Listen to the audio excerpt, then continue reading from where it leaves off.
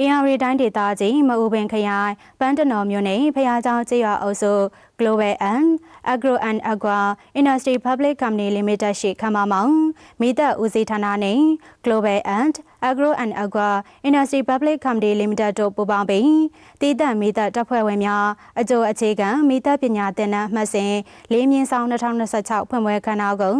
ဒီကနေ့မနက်ပိုင်းကကျင်းပပါတယ်။သင်တန်းဖွင့်ပွဲခမ်းနားကိုမြို့နယ်အစဉ်ဌာနဆိုင်ရာများ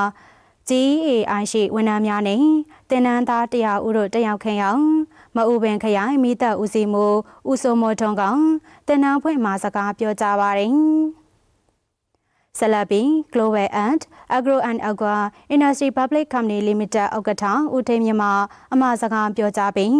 မြို့နယ်မိသက်ဦးစီးမှုဦးမမဦးကတင်နန်းဖွင့်လှစ်ရခြင်းရဲ့ရည်ရွယ်ချက်များကိုရှင်းလင်းပြောကြားပါတယ်။အဆိုပါတင်နန်းကိုတင်ရောက်တဲ့တင်နန်းသားများကိုဒီကနေ့မှစတင်ကောင်အခုလ31ရက်နေ့ထိတင်နန်းကာလအတွင်းအခြေခံစီးပြဘာသာရပ်သင်ခန်းစာများ